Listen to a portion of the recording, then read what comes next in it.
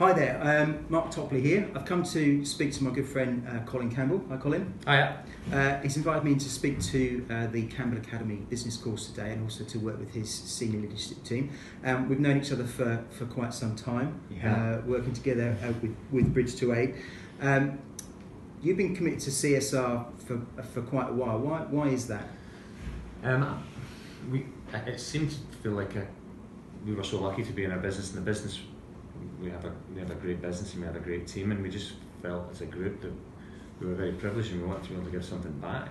And I think that was the overwhelming feeling was that we had a responsibility to a sort of wider community, and we wanted to feel part of that wider community. And I think the CSR project allowed us all as a team to sort of try and pay back into that sort of project, and to pay forward a little bit as well, and just to sort of cement our place in our local community and in the bigger community as a whole. Yeah. So what sort of results have you seen? Because you've been at it for a while now. Yeah, I mean we've been, I suppose it's 6 or 7 years of the actual sort of CSR development and practice. We started out by doing individual little projects, trying to raise money for this or doing bits and bobs for that, and then we decided to try and formalise it. And I suppose for me, I read Let My People Surf, and that was a big watershed moment for me by Von Shuron, because he was the 1% guy, the 1% of the planet, and decided that if we were able to tax ourselves as a business at 1% of turnover, then we could actually do a greater amount of good.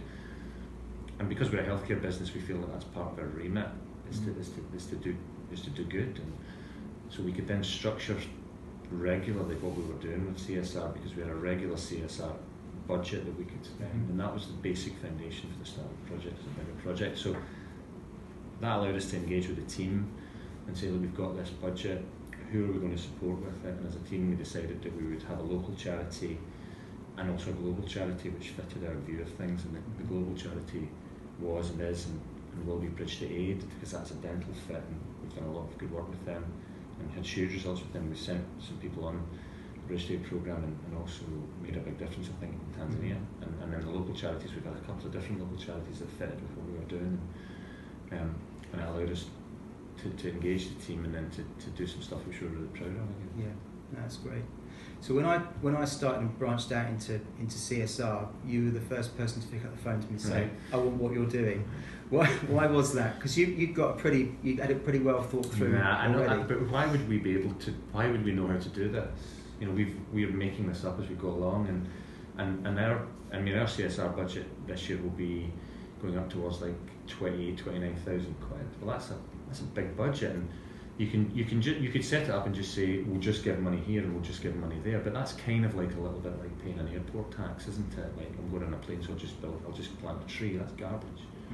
And so we wanted to develop a much more formal approach to making the best out of that money that we had available, and we needed help to sort of structure that and how to get the most out of that and make the biggest impact, both inside the business with the team and outside the business of what we're doing with it. And that's why we needed you, because you have decades of experience at this kind of stuff, and we don't know any experience, so you would get the best advice. So that's what we needed. We needed the best advice to structure it going forward. It had worked really well and started well, but like all of these things, we'd reached a ceiling and we needed more structure and more expertise in it, and that's why I was delighted to be able to phone up and get help, because I've got a proper job, I can't do everything, so we've got to need help. So we're about halfway through the project now. In terms, we've got the basic plan, the basic outline of how things are going to go. You happy with things so far? I hope he says yes, by the way. No, it's awful.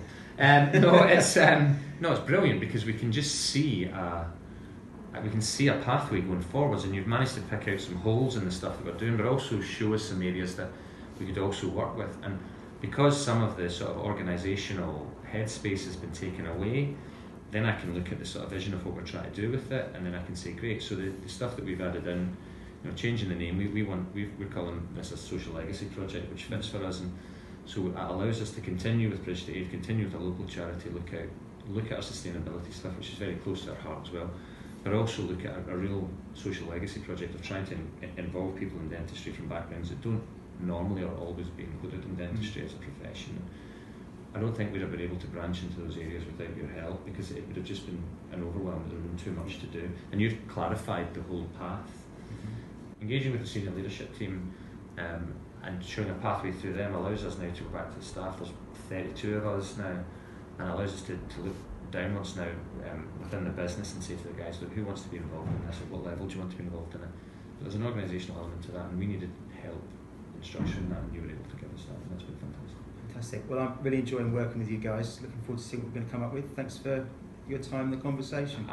Finally, though, I think the last thing is, for anybody who's interested in this, it's great if you're doing anything outside of your business for stuff like this, but if you need any assistance and help with it, you need to give Mark a shout, because he has a view on this that guys inside of the industry don't know. Great. Nice one. Thanks, mate. Cheers.